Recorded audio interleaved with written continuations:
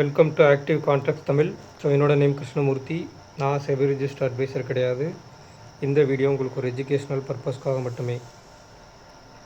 So வர்ற ஜூலை 6ஆம் தேதி நம்மளுக்கு மந்த்லி கிளாஸஸ்க்கான செஷன்ஸ் வந்து ஸ்டார்ட் ஆகுது. விருப்பப்படுறவங்க 7904877610 அப்படின்ற நம்பருக்கு வாட்ஸ்அப் பண்ணி மேலும் டீட்டெயில்ஸை நீங்கள் வாங்கிக்கலாம். ஸோ டைரெக்டாக இந்த லெவல்ஸ் பார்க்க போகிறவங்க, இந்த போஸ்ட் மார்க்கெட் அனாலிசிஸ் பார்க்க போகிறவங்க, பார்க்காம அதை ஸ்கிப் பண்ணிட்டு போகிறவங்களுக்குலாம் கொஞ்சம் ஃபுல்லாக பாருங்கள். ஏன்னா எந்த ஒரு விஷயத்தையும் நீங்கள் எப்படி நடந்திருக்குன்னு தெரிஞ்சுக்கிட்டிங்கன்னா தான் அடுத்து இதே மாதிரி சினாரியோ வந்துச்சுன்னா அது எப்படி நடக்கிறதுக்கு வாய்ப்புகள் இருக்குது அப்படின்றத தெரிஞ்சுக்க முடியும். ஸோ நிறைய பேர் வந்து என்னோடய இதில் வந்து அந்த எனக்கு ஆவரேஜ் வியூ டியூரேஷன் இதெல்லாம் காமிக்கும், ஆடியன்ஸ் ரிட்டர்ன்ஸ் எல்லாம் காமிக்கும்.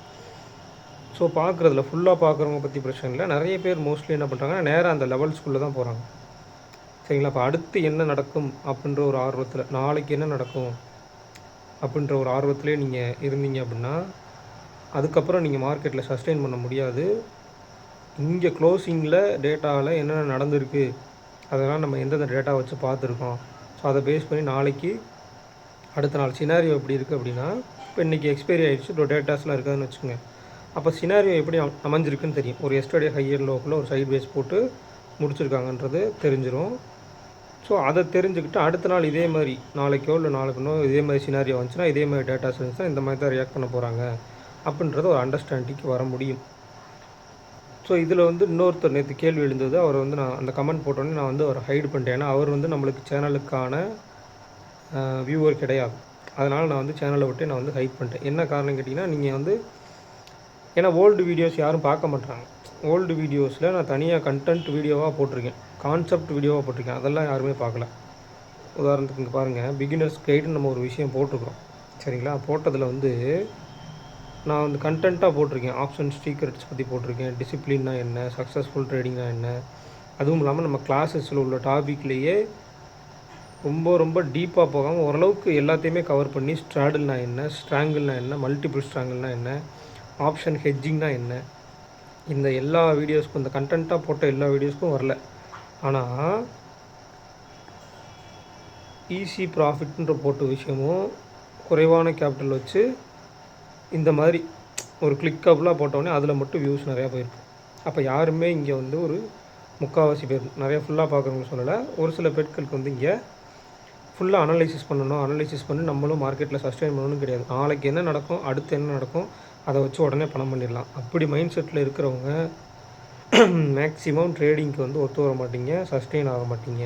இருக்கிற டேட்டாஸை வச்சு ஒரு போஸ்ட் மார்க்கெட்டில் ஒரு டேட்டா கிடைக்கிது அப்படின்னா அந்த டேட்டாவை வச்சு அனலைஸ் பண்ணி நாளைக்கு எந்த மாதிரிலாம் இருக்கிறதுக்கு சான்சஸ் கூட வேணாம், ப்ராபபிலிட்டின்னு எடுத்துக்கணும்.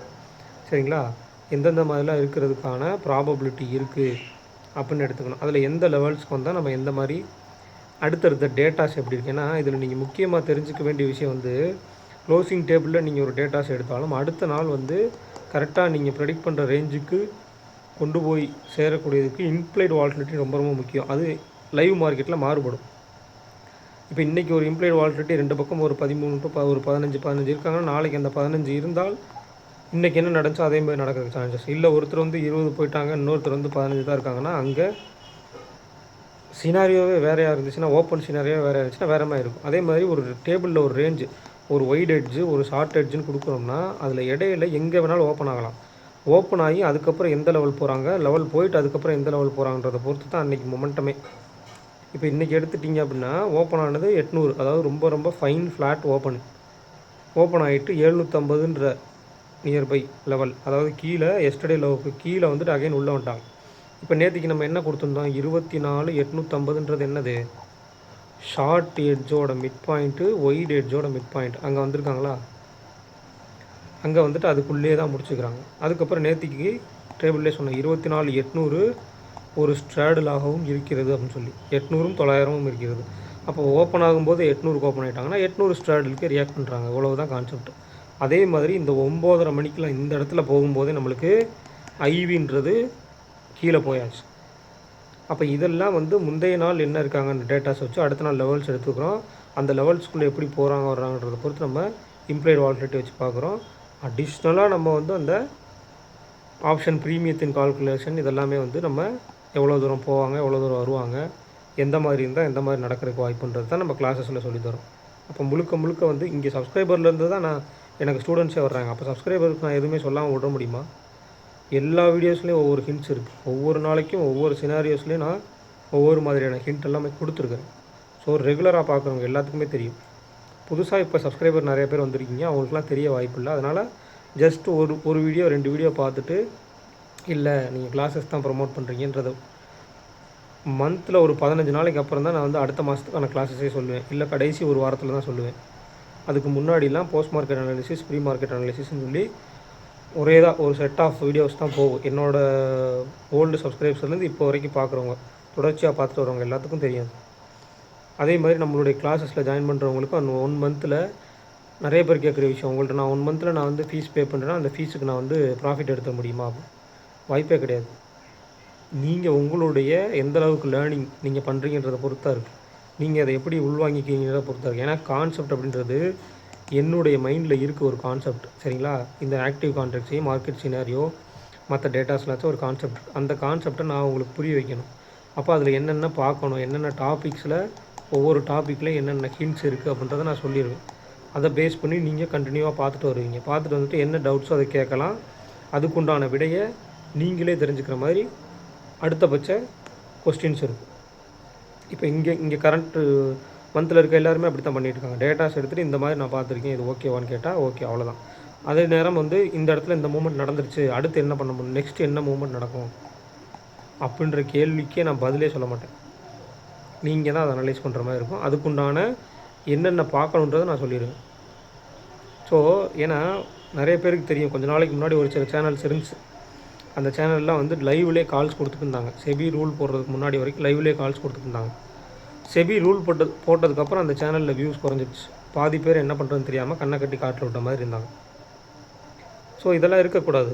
ஜஸ்ட்டு ஒரு மாதத்துலையோ இல்லை ஒரு 2 மாதம் 3 மாதம் நம்ம சொல்லிக் கொடுக்கணும்னா அதை வச்சு லைவ்லேயே இல்லை கால்ஸோ சஜஷன்ஸோ கொடுத்தா அதை வச்சு நீங்கள் எடுத்துக்கிங்க. அதுக்கப்புறம் என்ன பண்ணுவீங்கன்னு உங்களுக்கு தெரியாது. ஸோ டேட்டாஸ் அனலைஸ் பண்ண தெரிஞ்சுக்கணும். அதுதான் உங்களை காலத்துக்கு மார்க்கெட்டில் சஸ்டைனபிளாக இருக்க வைக்கும். ரொம்ப ரொம்ப முக்கியமான விஷயம், என்கொயரி கேட்குற எல்லாத்துக்குமே சொல்ல வர விஷயம், குறைவான பணம் தான் மார்க்கெட்டில் பண்ண முடியும். ஃபஸ்ட்டு விஷயம் தெரிஞ்சுக்குங்க.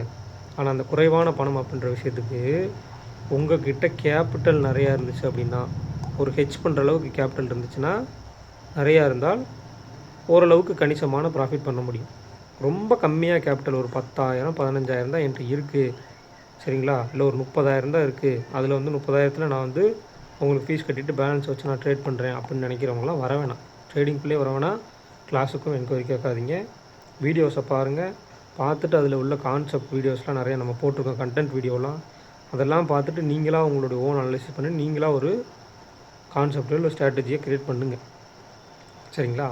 அப்போ போஸ்ட் மார்க்கெட் அனாலிசிஸ் முடிஞ்சாச்சு. நம்மளுக்கு நாளைக்கான என்னென்ன மாதிரி டேட்டாஸ்லாம் இருக்குதுன்னு பார்த்து, இதில் முக்கியமான விஷயம் இந்த வால்யூம் பார்த்துங்க. வால்யூம் பக்கத்தில் இருக்க வேல்யூ அப்படின்றது ரொம்ப ரொம்ப கம்மியாக இருக்குது. அப்போ இதில் 6 ஸ்ட்ரைக் ப்ரைஸ் 1 2 3 4 5 6. இப்போ என்ன கொடுத்துருக்காங்க, 25,200, ஓகேங்களா? அடுத்தது நம்மளுக்கு 24,700, 25,000 தொட்டுங்க, 24,500, 25,000, அப்புறம் 24,800 ஸ்ட்ராடல், ஓகேங்களா? அப்போ 24,793 முடிச்சுக்கிறாங்க. வெறும் 7 பாயிண்ட் தான், சரிங்களா? ஒரு 10 பாயிண்ட்டுக்கு மேலே கூட இல்லை, வெறும் 7 பாயிண்ட் தான். அதுவும் இல்லாமல் நம்மளுக்கு என்ன இருக்குது, டேபிளில் டைரெக்டாகவே நம்மளுக்கு ஸ்ட்ராடல் ஃபஸ்ட்டு 2 இடத்துல கொடுத்துட்டாங்க. அப்போ இதில் நீங்கள் கவனிக்கக்கூடிய விஷயம், நம்ம ஷார்ட் எட்ஜ் எடுப்போம் இல்லையா, short edge top and bottom எடுப்போம் இல்லையா, அதில் வந்து இதில் மேக்ஸிமம் வாய்ப்பு கிடையாது. ஏன்னா ஃபஸ்ட்டு டேபிளில் இருக்கக்கூடிய 2 இடத்துல என்ன இருக்குது, ஸ்ட்ராடல் இருக்குது. அப்போ ஒய்டராக இருக்கக்கூடிய எட்ஜ் எடுத்து, ஒய்டராக இருக்கக்கூடிய எட்ஜ் என்னது, 24,500 to 25,200ன்னு வச்சுக்கோங்க. அப்போ கிட்டத்தட்ட எவ்வளோ ஆச்சு, இதில் 700 பாயிண்ட்.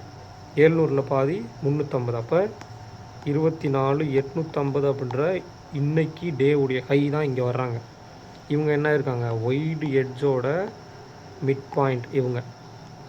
ஃபஸ்ட்டு விஷயம். அடுத்ததான் நம்மளுக்கு 24,800 காலன் புட்டைய அதுக்குண்டான லெவல்ஸ் பார்க்கப்போம். அவங்க ப்ரீமியத்தை மட்டும் எடுத்து 800 கால் ஆப்ஷன் 193 அப்படின்னா 24,993 நியர்பை 25,000 ஸ்ட்ரைக்கு கொண்டாங்களா. அதே மாதிரி 24,800 மைனஸ் 189 இப்போ 190ன்னு வச்சா கூட 24,610 அப்போ 24,610 சரிங்களா. கீழே ஒரு ரேஞ்சு கிடச்சி. அப்போ இது ரெண்டுத்துக்கும் இடைப்பட்ட தூரம் நம்மளுக்கு அந்த 24,850ன்ற ஒரு லெவல் கொடுத்தாச்சு. அப்போ இதுக்குள்ளே எப்படி ரியாக்ட் பண்ணுறாங்கன்றதை பார்க்கணும். ஓப்பன் எங்கே வைக்கிறாங்கன்றதை பார்க்கணும். அதுதான் ரொம்ப ரொம்ப முக்கியம். அப்போ ரேஞ்சு நம்மளுக்கு பெருசாக இருக்கும் பட்சத்தில், ஒரு மார்க்கெட்டில் ஒரு சம் நியூஸஸ் இருக்கும் பட்சத்தில் இந்த ரேஞ்சில் எங்கே வேணாலும் ஓப்பன் ஆகலாம். சரிங்களா. நல்லா நீங்கள் அதை அண்டர்ஸ்டாண்ட் பண்ணிக்கணும். ரேஞ்சில் பாசிட்டிவாகவும் ஓப்பன் ஆகலாம், நெகட்டிவாக ஓப்பன் ஆகலாம், எந்த இடத்துல வேணாலும் ஓப்பன் ஆகலாம். ஒரு சில கேபிள் கான்ட்ராக்டின் படி நம்ம வந்து பாசிட்டிவாக நெகட்டிவாக அப்படின்றத ஐடென்டிஃபை பண்ண முடியும். ரேஞ்சு பெருசாக இருக்கும் பட்சத்தில் எங்கே வேணாலும் ஓப்பன் ஆகலாம். ஸோ அதுக்கு நம்ம தயாராக இருக்கணும். ஃபஸ்ட்டு விஷயம், கேப் டவுனாகவும் ஓப்பன் ஆகலாம், இல்லை நெகட்டிவ், அதாவது ஜஸ்ட் அபவுட் நெகட்டிவ், அதை 790 முடிச்சுக்கோங்கன்னா எஸ்டர்டே லோவுக்குள்ளே எங்கே வேணாலும் ஓப்பன் பண்ணலாம், இல்லை எஸ்டர்டே லோவுக்கு கீழே ஓப்பன் பண்ணலாம். ஓப்பன் ஆனதுக்கப்புறம் மேலே வர்றதுக்கு என்னென்ன பாசிபிலிட்டிஸ் இருக்குது, ஓப்பன் ஆனதுக்கப்புறம் கீழே போனால் என்னென்ன ரேஞ்ச் இருக்குது அப்படின்னு பார்த்துக்கலாம். நம்ம இப்போ ஒரு ஒய்டஸ்ட்டாக ஒரு ரேஞ்ச் எடுத்துருக்கோம் இல்லையா, அந்த ரேஞ்சுக்கு எட்ஜில் ரேஞ்ச், அந்த ரேஞ்சுக்கு போகும்போது அதெல்லாம் போய் ரீச் பண்ணுறதுக்கு சான்சஸ் இருக்கான்னு பார்க்கணும். ரெண்டாவது, இந்த இம்ப்ளைடு வால்டிலிட்டி. நம்ம ஆல்ரெடி ஒரு கான்செப்ட் வீடியோவில் போட்டிருந்தோம், market scenario plus implied volatility. அதை வந்து நான் உங்களுக்கு நீங்கள் ப்ளேலிஸ்ட்டில் கூட ஆட் பண்ணுறேன். அதை நீங்கள் பார்த்துருந்தீங்கன்னா இன்றைக்கி மார்க்கெட் தெரிஞ்சிருக்கும். ஏன்னா இம்ப்ளைடு வால்டிலிட்டி புட் சைடு நேற்று க்ளோசிங்கில் அதிகமாக இருந்தாங்க. அடுத்த நாள் ஓப்பனுக்கு கீழே நம்ம ஒரு 3 கண்டிஷன்ஸ் கொடுத்துருந்தோம். அந்த 3 கண்டிஷன்ஸில் புட் ஆப்ஷன்ஸ் வந்து ஒரு கண்டிஷன்ஸ் வந்து சரிங்களா, 1 கண்டிஷனில் புட் ஆப்ஷன் வந்து ஃபெயில் ஆகிட்டாங்க. அதனால் அவங்களுடைய இறக்கம் அப்படின்றது டக்குன்னு, அதாவது எஸ்டர்டே லோவுக்கு கீழே இல்லாமல் அங்கேருந்து ரிவர்ஸ் ஆனதுனால அவங்க வந்து கரைதல் அப்படின்ற ஒரு இடத்துக்கு போயிட்டாங்க. இங்கே கால் அண்ட் புட் 2 பேர்த்துக்கு பெரிய வித்தியாசம் இல்லை. ஆனால் இன்றைக்கி மார்க்கெட் வந்து ஒரு லோவில் முடிச்சு சரிங்களா, ஒரு லோ வரைக்கும் வந்து 733 சம்திங் வரைக்கும் வந்துட்டு அகெயின் 793 முடிச்சுக்கிறாங்க. சரிங்களா. கிட்டத்தட்ட 60 பாயிண்ட் வந்து போஸ்ட் மார்க்கெட் செட்டில்மெண்ட் அப்படின்றது நடந்திருக்கு. இது ஃபஸ்ட்டு விஷயம். அடுத்ததாக இந்த ப்ரீமியம் இருக்கு இல்லையா, இவங்க எல்லாம் ப்ரீவியஸ் க்ளோஸ்க்கு மேலே நின்ட்டாங்க அப்படின்னா நாளைக்கு மார்க்கெட் அப்படின்றது ஒரு புட் ஆப்ஷன் நின்ட்டாங்க அப்படின்னா நெகட்டிவ் சென்டிமெண்ட் போகிறதுக்கு நிறைய சான்சஸ் இருக்குது. ஏன் அப்படின்னு கேட்டுக்கிட்டீங்க அப்படின்னா, ஸ்பாட் விசஸ் ஃப்யூச்சரில் வந்து ஸ்பாட் நம்மளுக்கு 793, ஃப்யூச்சர் 24,803, வெறும் 10 பாயிண்ட் தான் ப்ரீமியம் இருக்குது. ஸோ ப்ரீமியம் கம்மியாக என்ன ஆகும் அப்படின்னா, put option side time value வந்து அதிகமாகும். இது இன்னும் டிஸ்கவுண்ட்டுக்கும் போச்சுன்னா put option side highest time value இருக்கும். அப்போ put option side highest time value இருக்குன்னா put option side implied volatility நிறையா இருக்கும். அப்போ இம்ப்ளைடு வாலட்டிலிட்டி இருந்தால் என்ன ஆகும், புட் ஆப்ஷன் ஹைலி வாலட்டைலாக இருக்கும். இதுதான் தெரிஞ்சுக்க வேண்டிய விஷயம்.